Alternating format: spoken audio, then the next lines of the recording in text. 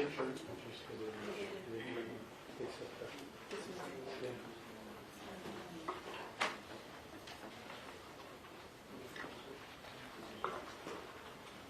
and gentlemen, I left off with Jennifer Taylor. And where that was that we were talking about motive, and we talked about Nala being found, and we talked about how Jennifer Taylor supposedly substantiated a timeline. So we are on a timeline right now in terms of the topic. Let me correct one thing in there. I said about Jennifer Taylor, I apparently misspoke relative to her testimony. Her testimony was that she weighed more back then, so that alcohol would affect her less.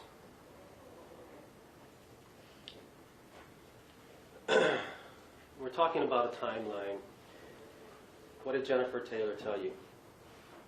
That she supposedly saw Stephen somewhere between 9:30 and 11:30. It's quite a big window.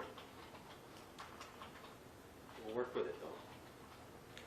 According to the state yesterday, they're telling you that Stephen was at Hana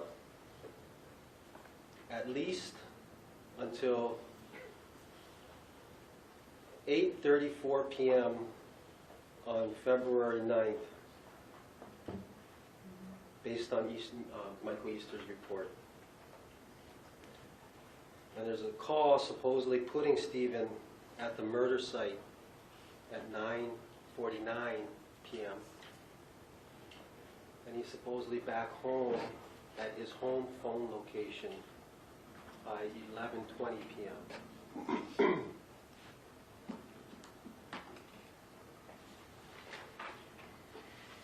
The state's telling you that between 8:34 p.m. and 11:20, Stephen drove from home in Haiku to the murder scene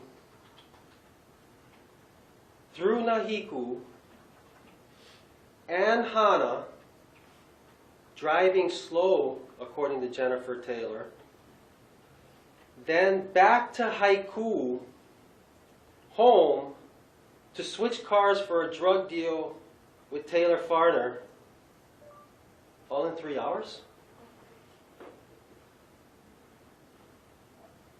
A drive out to Hana and back while committing a murder all in 3 hours? Ladies and gentlemen, that defies common sense and reason.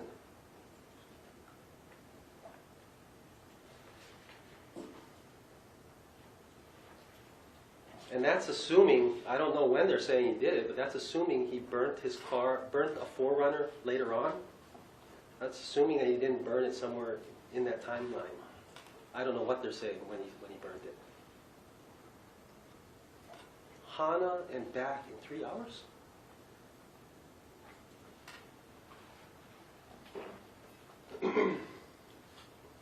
And then on February 10th, you have an exhibit from them showing how he ended work about the normal time. Was it 3:21 p.m.? He's up at Drew Kaiser's by 4 to 5. And let's be nice to the state and say everything was about 4 and not take it longer. Stephen's phone is back in the Haiku area, where it hits most of the time, according to Special Agent Easter, at 6:02 p.m.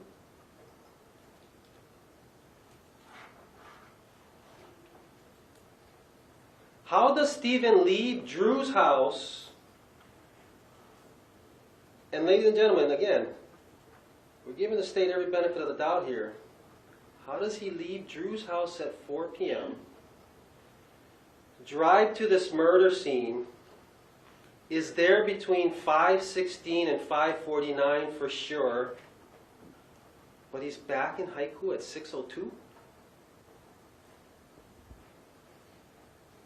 According to the state's own evidence?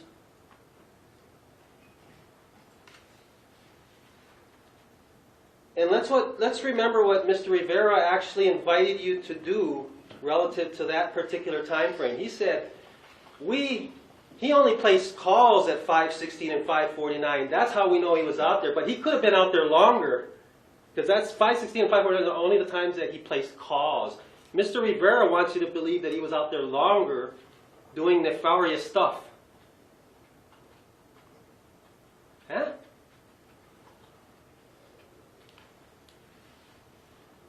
Stephen's phone is back in the haiku area by 6:02.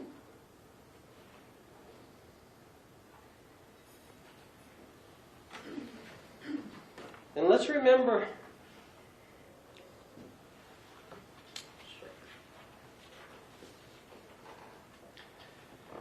think about what the state's bright and shiny national asset told you.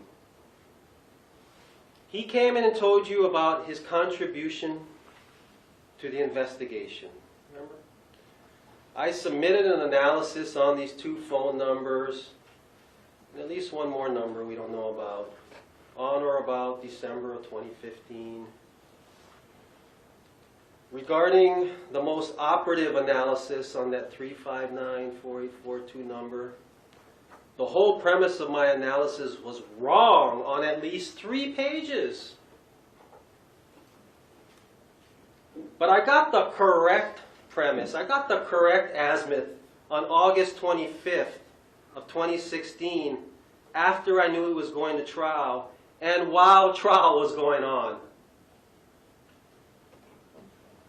After someone else peer-reviewed his work and ferreted out mistakes in that report, and after he then went back, reanalyzed and corrected his report. And what was his excuse based on Mr. Rivera's question to him? He has tons of other work to do. So MPD's investigation, Stephen Capobianco's fate, from December of 2015 all the way to August 25th, didn't even deserve what's expected of a 10-year-old kid doing his homework. Bless you. A double check of his own work prior to submitting it, which evidently would have showed him and revealed that at least some of his lines and triangles were missing. And maybe if he read his report, he would have realized that there was a complete typo in even the phone number he was analyzing.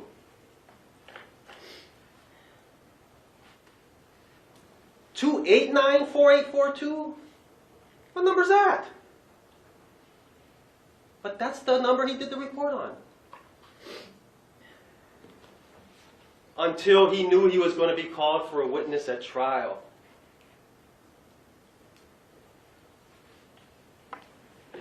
And, you know, when he was pushed on that, what did he ultimately say to you guys? Hey, I'm just contributing one part of the puzzle here. If MPD can't do the puzzle,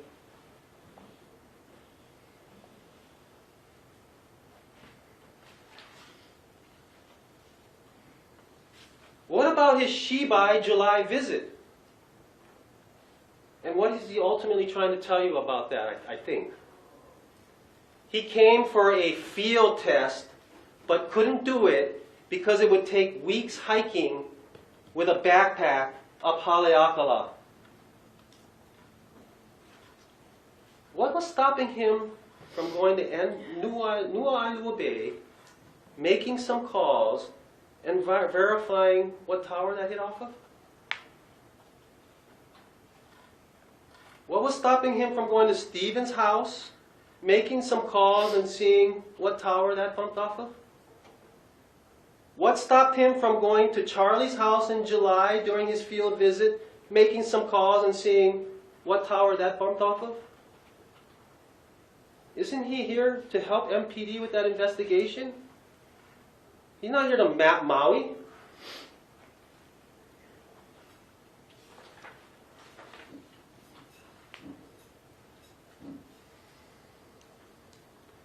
And look at the reliability of his work.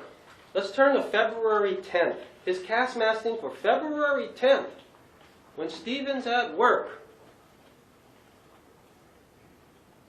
He's at work, he's in Paia. It bounces off of 3 different sectors from the same place.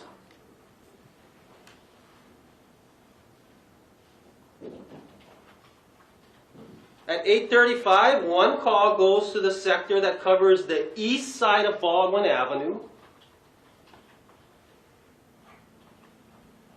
Another call hits the same tower, but hits the sector that covers the west side of Baldwin Avenue. And then you see one all the way out by Kanaha.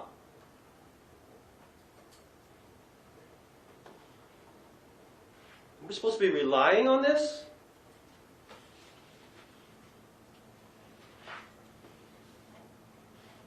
And let's talk about the whole premise of his analysis. Oh, there's 2 towers. One of them on Haleakala that covers all of that down part, and one that covers Hana side. Giving you folks the impression that they're way up there, one of them's way up there, he can't go without a backpack and hike and field test, and the other one's out in somewhere, Hana, that he doesn't even know about where it's at. Ladies and gentlemen, we brought Peter Gehring back to show you that those 2 towers are feet apart.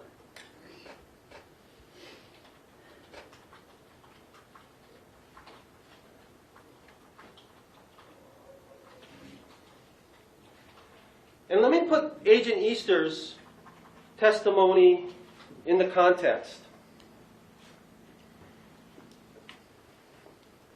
He told you, only in real time can you pinpoint the location of a phone. Otherwise, if you're using phone records, all you're going to have is these sectors. Ladies and gentlemen, let me propose something to you. In a criminal law, where the standard is proof beyond a reasonable doubt, proof beyond a reasonable doubt is not bringing him in and saying, he's somewhere in that sector, but he's probably over here in that sector. The only way that Agent Easter can provide any legitimate analysis here in a criminal trial is by excluding where a phone can be. Such that if Stephen said he was in this sector, Agent Easter comes in and says, oh no, he was clearly in this other sector. That's where this comes in for criminal trials. That's proof beyond a reasonable doubt. But when you bring him in and you say, oh yeah, he's in the same sector, I can't exclude his house, he may be along Hana Highway, but I think he's over here in the sector. That's not proof beyond a reasonable doubt. It's a joke.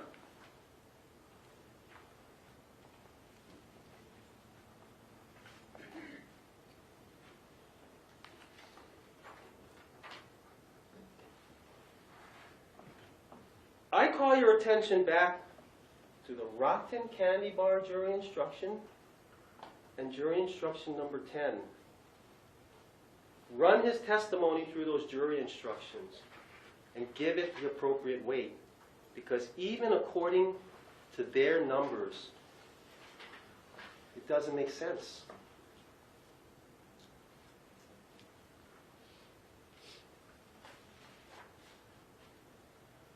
But then to fortify things about this timeline, the state supposedly brings in Dr. Goff.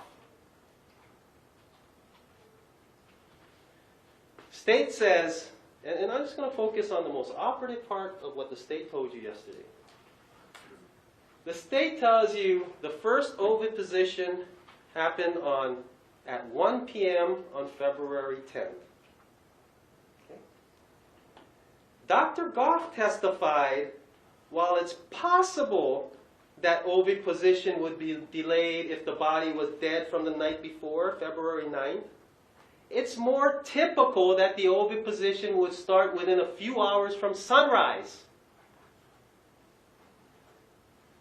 He's talking about feasting flies. Feasting flies don't wait for half a day.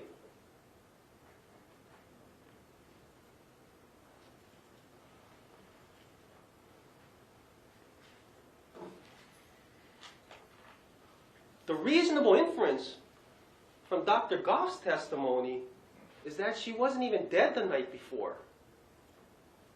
If she was dead the night before, the flies would have been there that morning.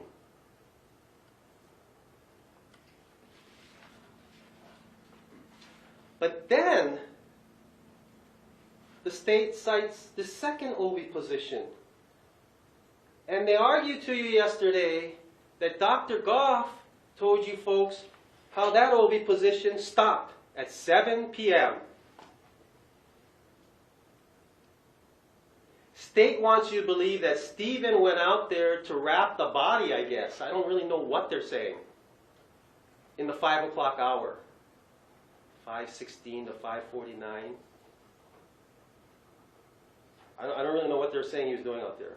But they're saying he was out there. We know it wasn't Stephen wrapping no body at 7 p.m. on February 10th, because according to Agent Easter, he was back in the Haiku area at 6:02.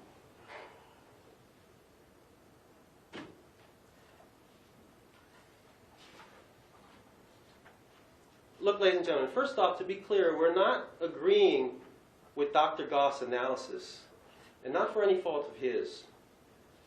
Dr. Goff was working off temperatures and data given to him by the Maui Police Department.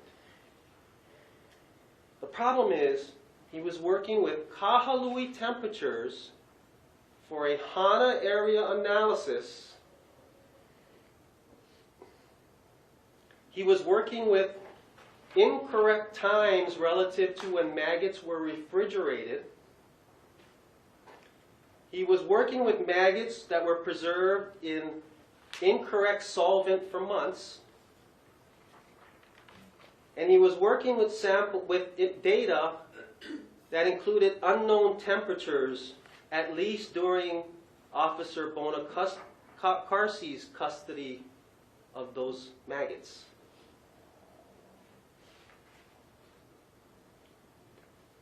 Dr. Goff told you he calculates things in terms of accumulated degree hours. And he told you a difference in a few degrees makes a substantial difference in the accumulated degree hours. So again, we don't agree with Dr. Goff, but let's assume he's right. Easter says he's wrapping. Easter says Stephen's back in Haiku at 6:02. How is he wrapping a body at 7 p.m. when oviposition supposedly stops? This is the state's theory. He must have wrapped the body at 7 p.m. because oviposition stopped at 7 p.m. He wasn't even out there at 7 p.m. He was in Haiku at 6:02. Huh?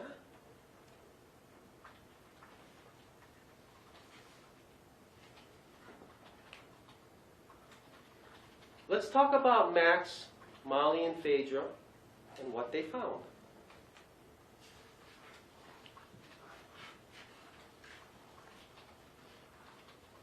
They found a gray sweatshirt. What's the evidence? Stephen's excluded. They find a black bra that the state says is evidence of slashing with a knife. But no evidence of blood?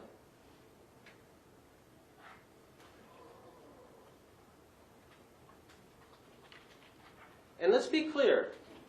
The state's trying to tell you that, oh, their witness was up there telling you about degradation of evidence, but you didn't hear any of their witnesses testify that those particular samples themselves were degraded.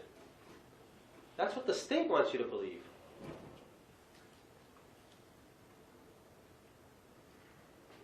And let me just kind of slow down here and talk about the use of this whole word forensics. Where's all the forensics showing how any of these supposedly fatal slashes occurred? Is this forensic part of forensic anthropology or the forensic part of forensic pathology merely coming up to the stand in a court case and then you get to say you're forensic?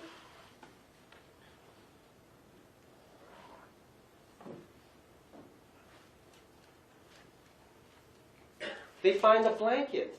No evidence of blood.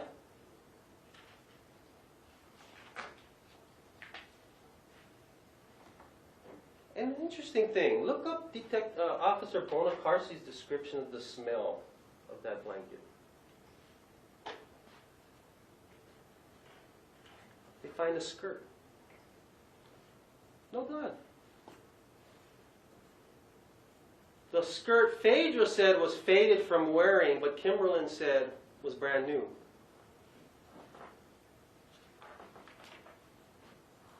Black jeans. No proof it's Stevens. No blood detected. But there was paint on it. And then tape rolls. Masking tape, the kind painters use. Let's talk about that masking tape. Ladies and gentlemen, did you see what the state did with this masking tape at the very end of their case? They made an unwitting tool of John Pollocky. They made him come in here thinking they could fool you into believing that those rolls of masking tape at Nu'uailua Bay can somehow be linked to Stephen and the bakery at Mana Foods. Holy Hail Marys. That's nothing short of an attempt to deceive you folks. At the very least, it was an exaggeration.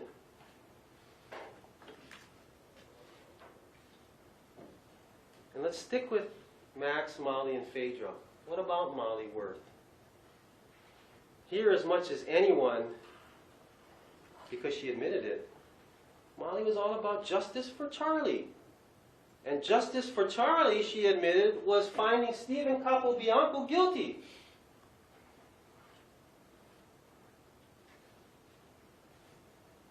That was her mission. That's what she and so many of these other witnesses came here for.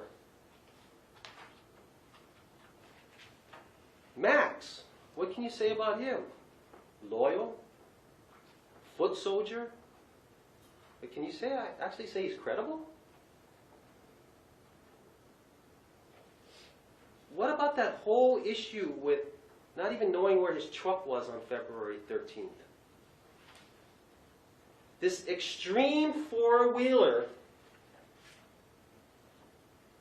who loves his truck, loves four-wheeling, and any opportunity to four-wheel is trying to tell you he didn't take his truck down in Nu'uailua Bay that day, even though he can't tell you with any accuracy and credibility where he was sitting in the car and what was happening in the car with Molly and Phaedra on the ride back, or where they met up before, or where his car was after, even though it's in the picture up at the house.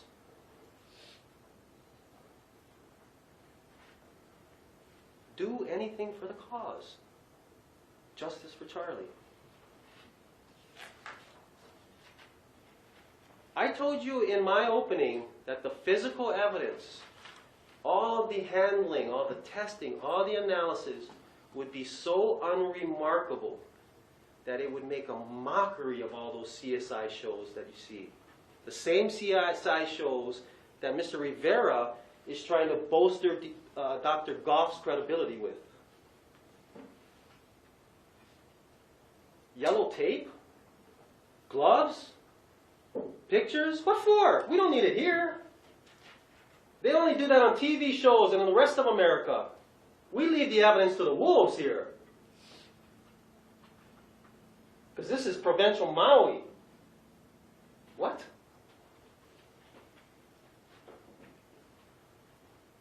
All this supposed physical evidence. What? subject to deliberate tampering and manipulation?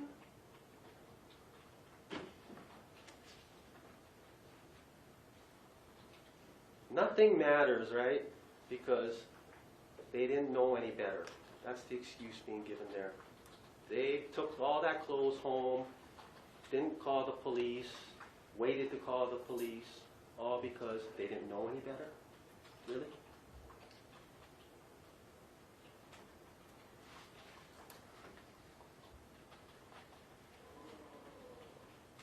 Which takes us to the next topic.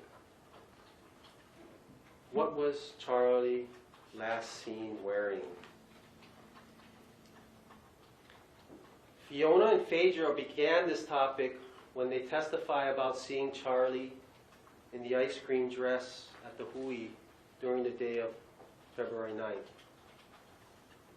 By seemingly all accounts, Charlie was wearing an ice cream motif dress up to the time she dropped Phaedra off after work. According to Kimberlyn, she saw Charlie wearing that ice cream dress last at the Haiku property when she took her food when she was watching the movie. But that all changed when she was interviewed together with Phaedra, and Phaedra made her change her mind.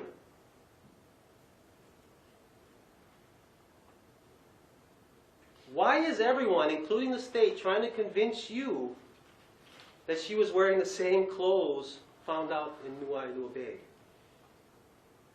when the evidence simply doesn't support that? They found the black bra, ladies and gentlemen. The state's own evidence showed you she was wearing a blue bra. What am I missing here?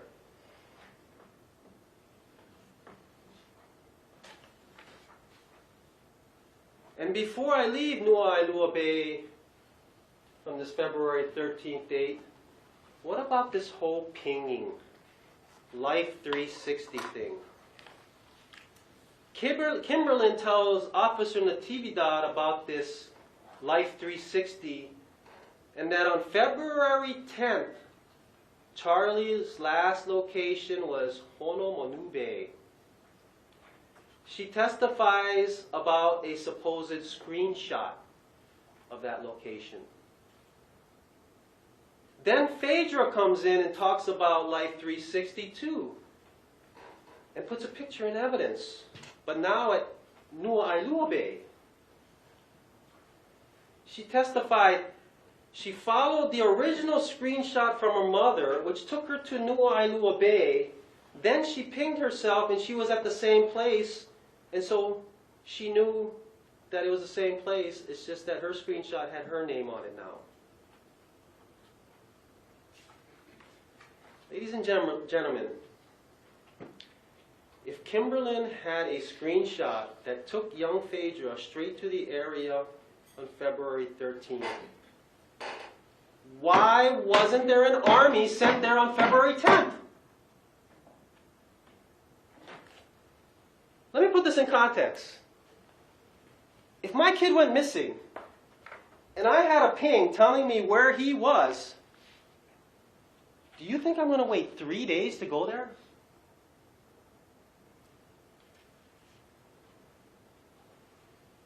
And they want to talk about Stephen Capobianco dissuading people from going down that road, even though the evidence doesn't support that?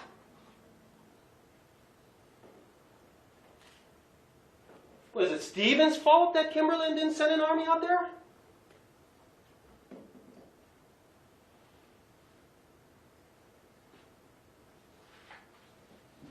And let's put this into further context. Kimberlyn testified that she went out and talked with multiple police officers at the Hana police station on February 11th. With this thing already on her phone. She's trying to tell you that she didn't bother telling any of those police officers, hey, can you follow me out to where this ping is? I kind of think my lost daughter's there.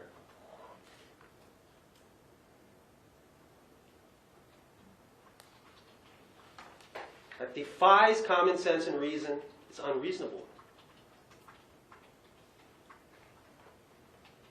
And let's kind of put that even into more perspective.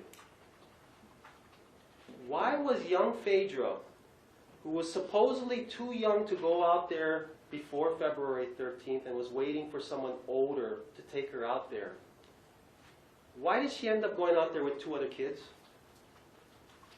And I'm going to tell you, this is kind of the even worst part about it. What were they expecting to find out there on February 13th? And why would Kimberlyn send her youngest child out there to find it?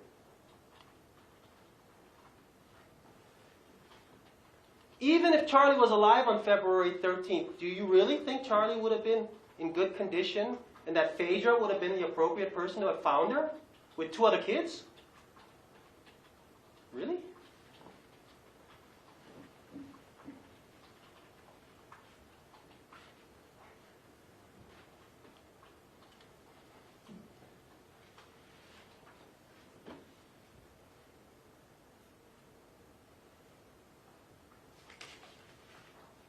Look,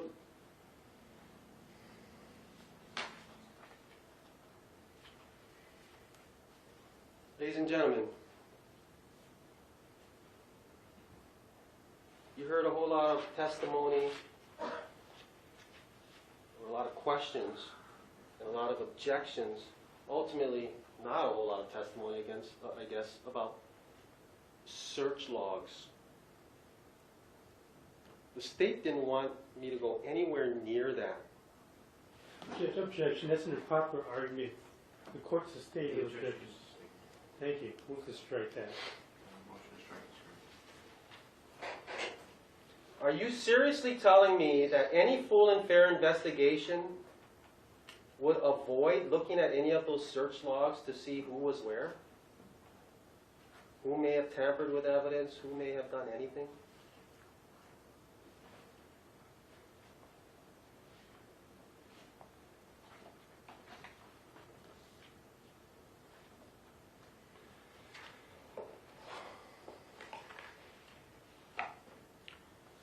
What about the genes? The only thing we know about these genes, the DKNY blue genes, is what you've been shown about these genes. And that is that they're too small for Stephen. They got blood stains in them belonging to Charlie. And the state saying Stephen's DNA is in it. Ladies and gentlemen, we're not challenging the blood stains.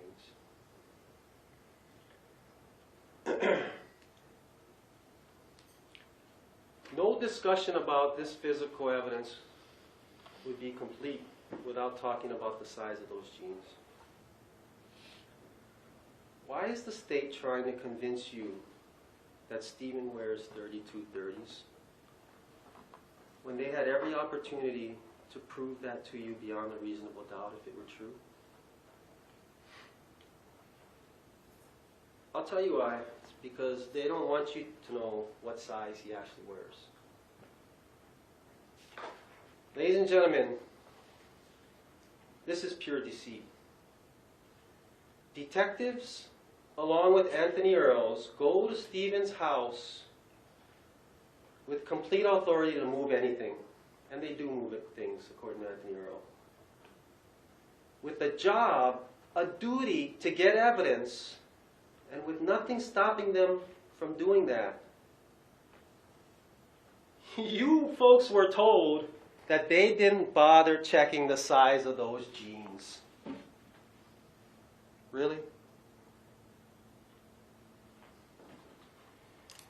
You guys are being told that none of those detectives, knowing that they're trying to find a match for 3230s, never bent down and went, oh yeah, these are 3230s, or not.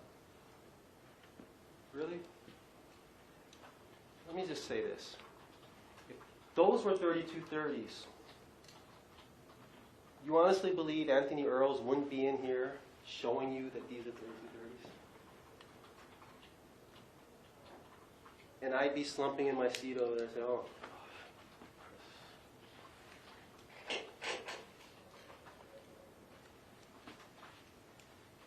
telling you what size those jeans are because they don't want you to know what size Stephen Here's Capobianco objection, wears. that's a popular argument, it's pure speculation, Oh and my it's misleading, gosh. and it's nonsense.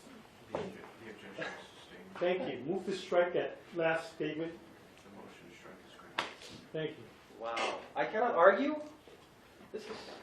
There was no evidence presented with respect to the reasons why things were done or not done. Judge, that's my argument. The motive, bias, interest of the MPD to not get to the truth. That's my argument. According to rule.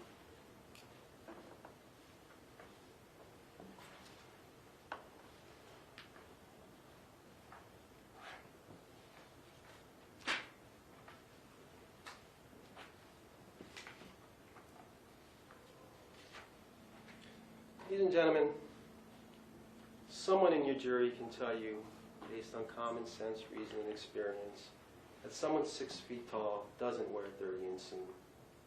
And it certainly wouldn't be dragging on the heels, even if he did. It's common sense and reason. The state's going to stand here tomorrow, try to make a big deal about DNA found on those jeans. Put those into perspective. Remember in jury selection, and I don't know why I'm objected to because he's the one that brought this up in jury selection and brought it up in his closing too, about your car being up at the parking lot. Remember, he can bring that in, but I can't in closing. Take an objection to popular argument. That was during the opening of the jury selection, not behind closed doors in the chambers. Oh. The council knows that. I don't know that. Where's the rule that says that? Where's the rule that says that? Read your book.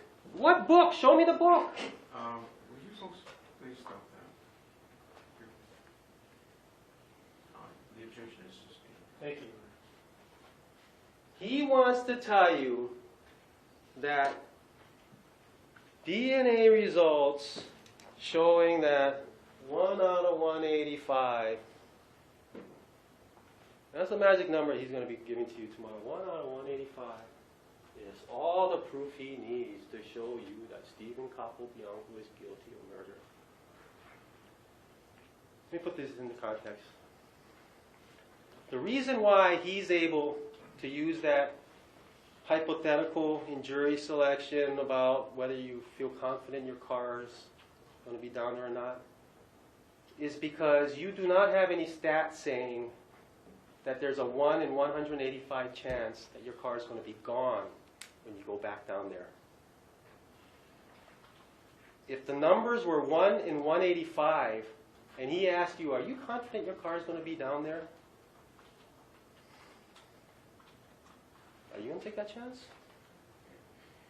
You can be confident that your car is down there because the theft rate is so minimal that the odds are very unlikely that your car is going to be taken. And it's very likely that it's still going to be there. Okay. DNA evidence is supposed to work the same way. DNA evidence works when we're talking about numbers.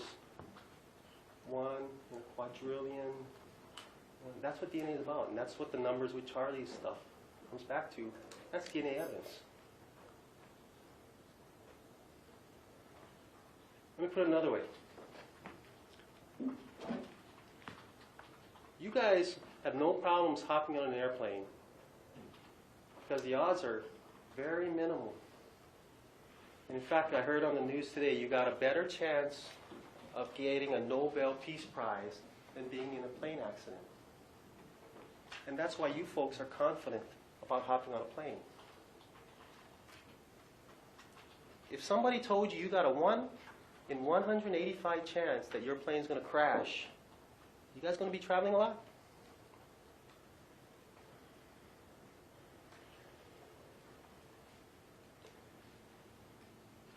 The state has no problem with these numbers. Mr. Rivera is the pilot. He's being paid to take that flight. And he's telling you folks, hey, come on. It's only 185 chance, but trust me, come along. I'll fly you guys there safe.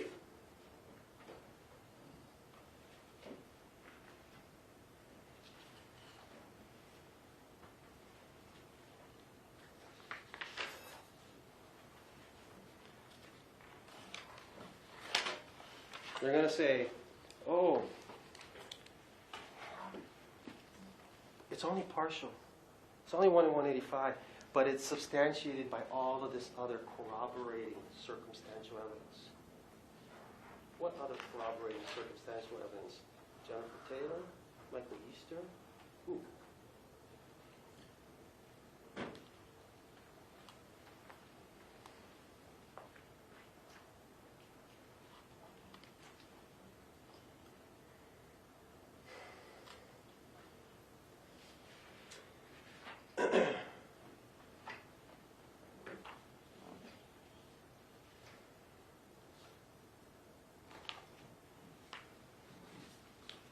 This might be an appropriate time to break down. We might Take a recess at this time.